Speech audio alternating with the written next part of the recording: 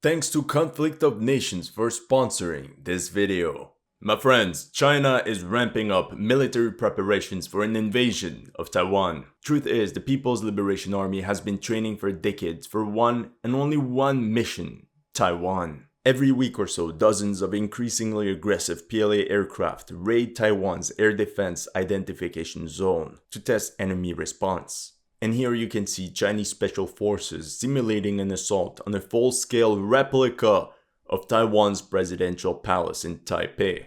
On top of that, the Chinese military is regularly carrying beach landing exercises in places that resembles the most the ones they would face in Taiwan. So how exactly is China planning to invade Taiwan? That way we can study the best ways for the Taiwanese military to defend the territorial integrity of the Republic of China, aka Taiwan. These rising tensions in the Pacific sure sound terrifying, as it could lead the world straight into World War III. However, I wonder what would happen if the Chinese leadership could satisfy their need for power and conquest in a harmless way. Conflict of Nations is a free, real-time player versus player strategy game. You can choose a real country to lead in a modern global warfare. Tell your girlfriend Bravo 6 going dark, because games can take up weeks to complete, unless you bring your friends to establish a refined and unbeatable alliance system. You can use over 100 beautifully modeled modern weapon systems to build your army to your liking. Most importantly, you can choose your own strategy to crush enemy nations. Are you going to aim for naval, air, or ground supremacy? Whichever it is, if you're the chosen one, you can take over the entire world. It's cross-platform, so you can use the same account on both PC and mobile. Show me the general you are by clicking the link in my description. You're going to get 13,000 gold and 1 month of premium subscription absolutely free. This offer is only available for 30 days, so take it and go. Guys, if you want to show me that you're the best strategist in the world, the Napoleon of modern warfare, it's only possible if you click the link in my description and download Conflict of Nations. You're going to get 13,000 gold and 1 month of premium subscription absolutely free. Take the offer, it's only good for 30 days, so don't miss out. Click the link in my description now, choose your country and raise your banner all over the world. And I'm back. A lot of military analysts simply dismiss the Chinese military by saying they have no recent combat experience. The British said the same thing about the Japanese prior to World War II. And according to The Guardian, in early May, China enacted revisions to its military service law that will allow retired military personnel to be re-enlisted to supplement enlisted personnel, aka beefing up the military and preparing for mounting losses. I promised you after my reaction to NBC's disastrous war game about a China invasion of Taiwan that I would cover this topic with a much more realistic scenario, as opposed to the war game done by the mainstream media. This time, the Chinese People's Liberation Army will have no interest in dragging the US or its allies into the conflict. Reality is that China took note from the war in Ukraine, and they probably came up with many conclusions. The first one is, do not expect the enemy to embrace you with flowers and that they're eagerly waiting to be reunited with the mainland. Then there's another one. Attack with everything you have from the start. And don't F around, aka start with a suppression of enemy air defense campaign. It's a real threat, even the Washington Post said. Taiwan highly vulnerable to Chinese air attack. Because check this out, we all know the exact location of all Taiwanese air bases. There are only that many places to store aircraft on the entire island. That's why we should expect China to start the invasion with a massive saturation attack. What I mean is that China has the resources to attack with 2,000 missiles and 5,000 decoys if they want within the first hour.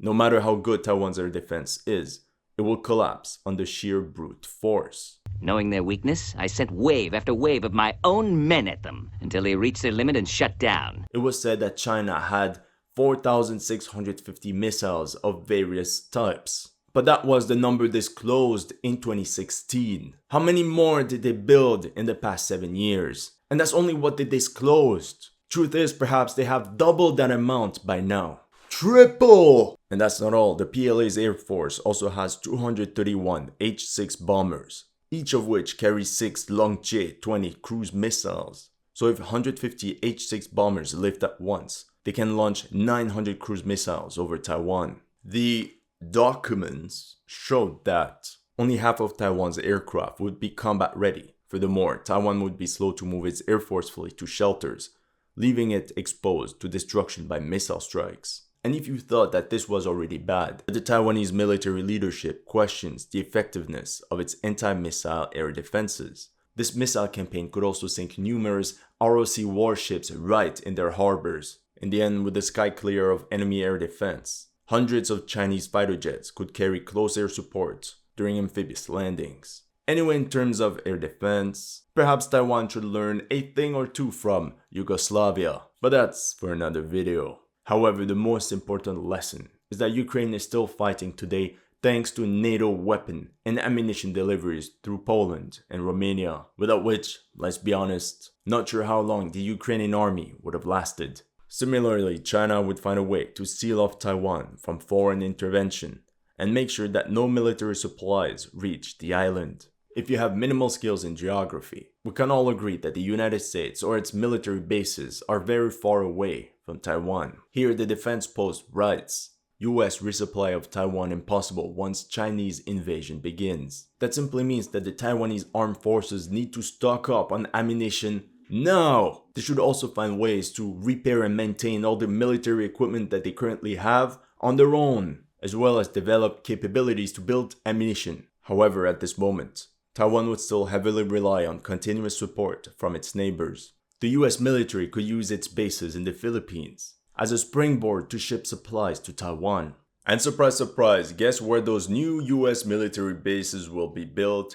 That's right, in northern Luzon, right across Taiwan. They could use the Batanes island chain to the south of Taiwan and jump from one island to another. Then the last stretch to cover would be from the island of Itbayat and navigate the 160-kilometer journey across the Bashi Channel towards Taiwan. In the north, there's also Japan's Yaeyama Islands, and some of these islands have already been reinforced with military bases, like the small island of Yonaguni, which is only 115 kilometers from the east coast of Taiwan. According to Reuters, the Japanese Self-Defense Force already deployed an air defense missile system there. And according to Military Leak, they will supplement it with an electronic warfare unit. Then there's the bigger island of Ishigaki, 230 kilometers away from Taiwan, home of around 600 soldiers of the Japanese Self-Defense Force, drawn from surface-to-air and surface-to-ship guided missile units. Additionally, the Japan news reveals that the Air Self-Defense Force deployed Patriot Advanced Capability 3 surface-to-air missile units on Ishigaki Island. Those two naval routes are the lifeline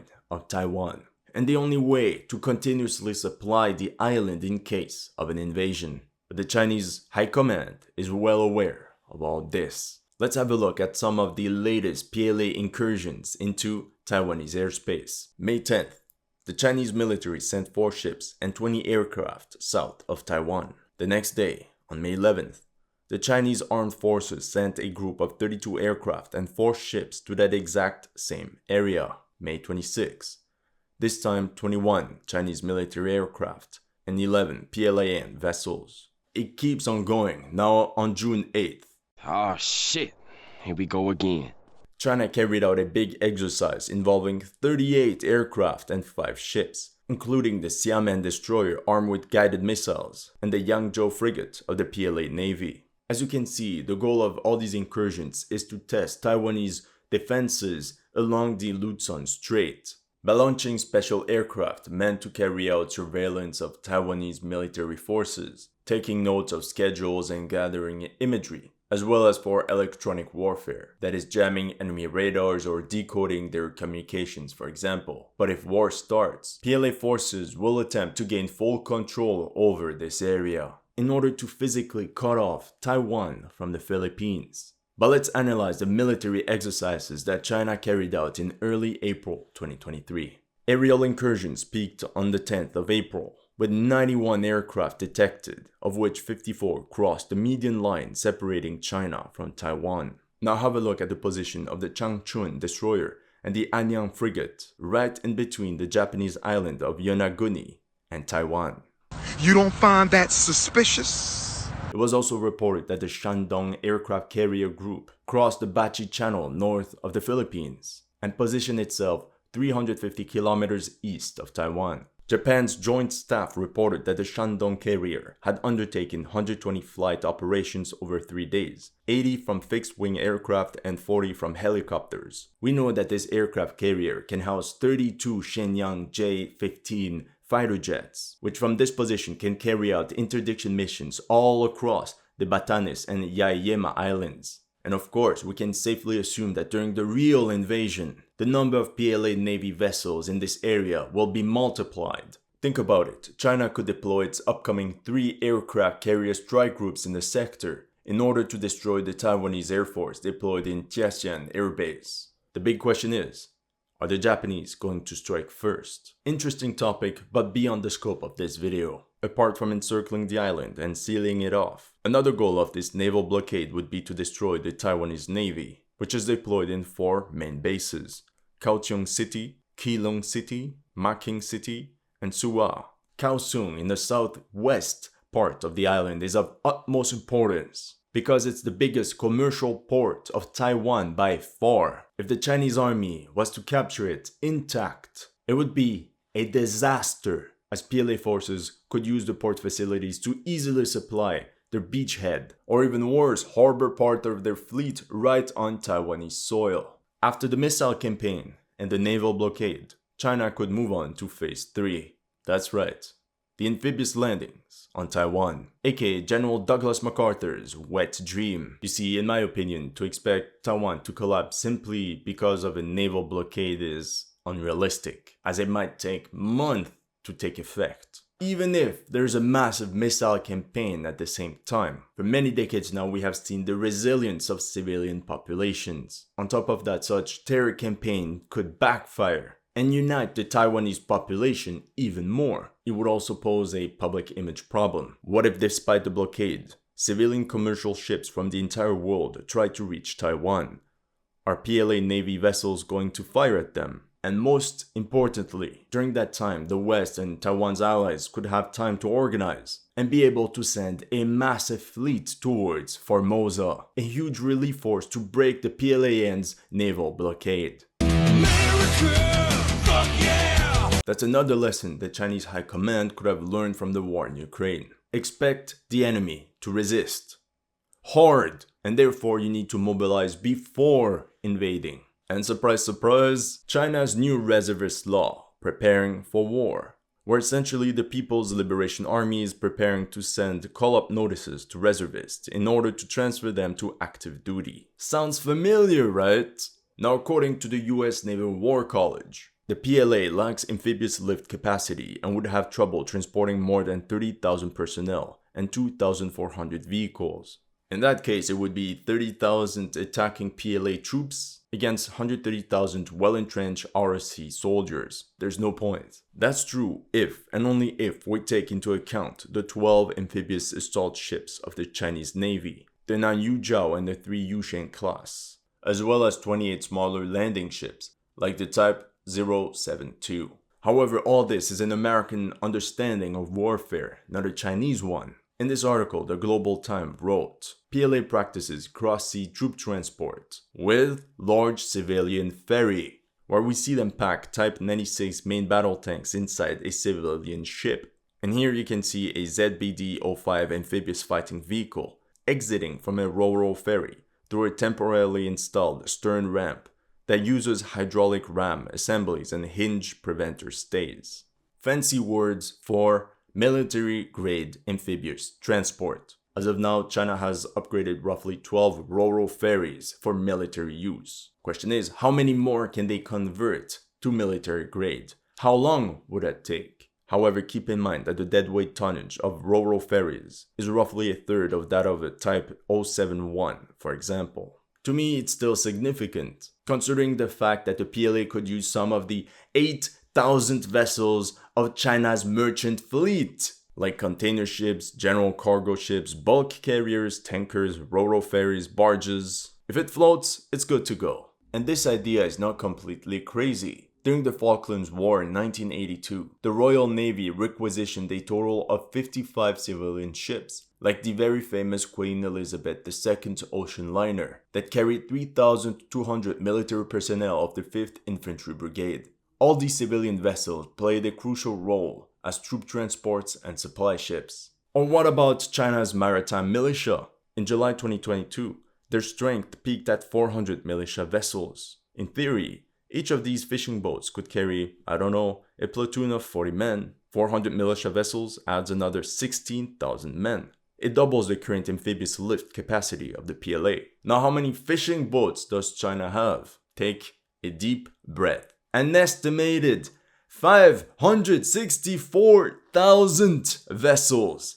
If they only use 1,000 of these fishing boats, 0.17% of the total, they could ferry 40,000 soldiers. It would be like the little ships of Dunkirk, but the other way around. The little ships of Taiwan. Now we're approaching the nightmare scenario. Their defense is getting crushed by the missile campaign. Taiwanese Navy is crumbling. Anti-ship units are getting targeted like no tomorrow. And then comes the first wave of the PLA's invasion force. Hundreds of military and civilian ships sailing towards Taiwan. Many could be decoys. Empty.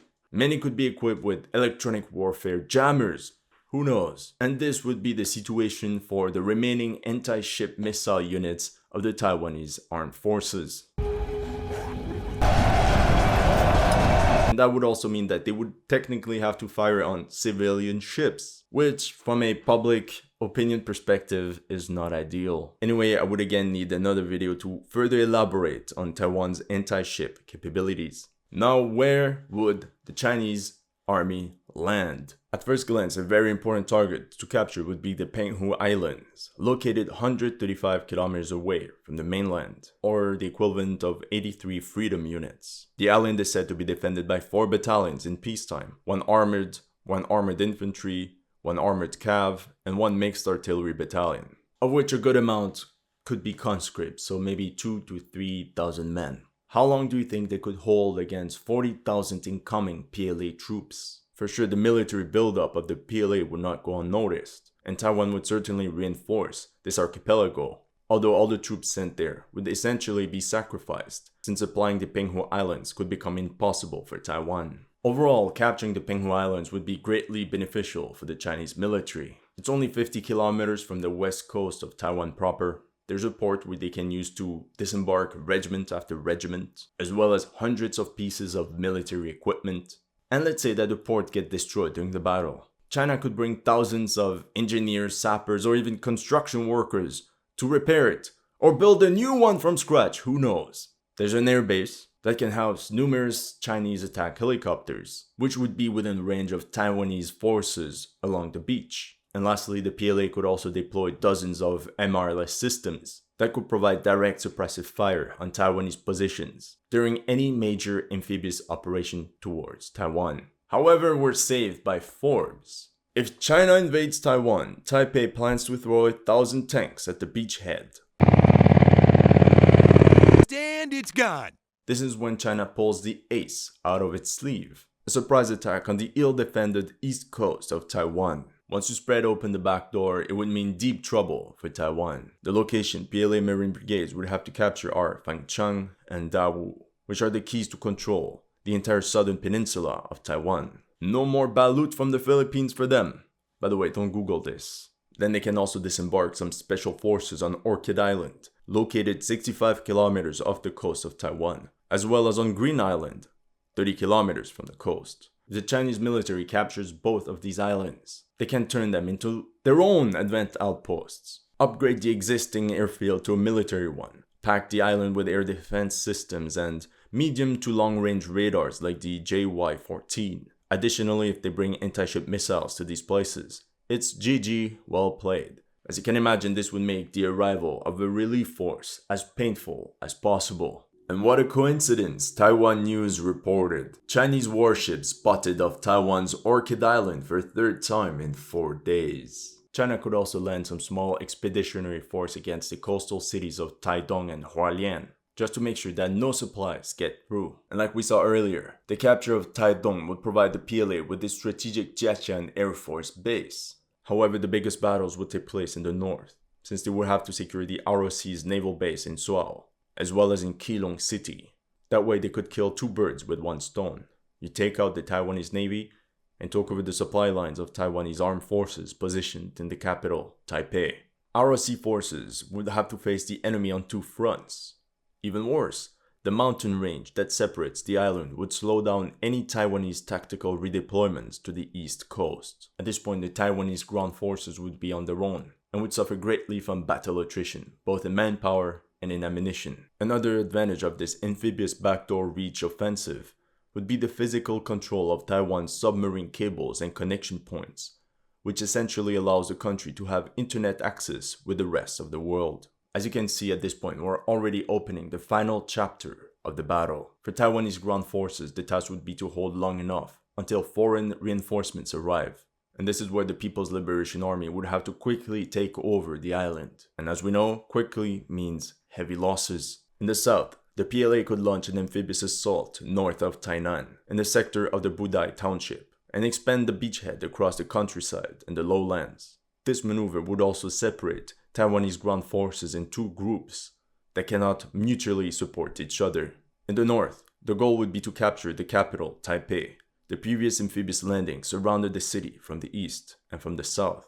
The next step would be to carry out a large amphibious operation somewhere in that sector in order to entirely cut off the capital. You will also notice that this sector is void of major urban areas. And this is where I have to stop the war game, because at this point there are too many variables that we cannot control, and also because Taiwan's sovereignty would entirely rely on the intervention of its allies. Guys, remember to pick a country with proper geography and research the most modern weapons. That way you can refine your strategy to win epic battles. Show me the general you are by clicking the link in my description and download Conflict of Nations. You're going to get 13,000 gold and 1 month of premium subscription absolutely free. Take the offer, it's only good for 30 days, so don't miss out. Click the link in my description now, choose your country, and raise your banner all over the world.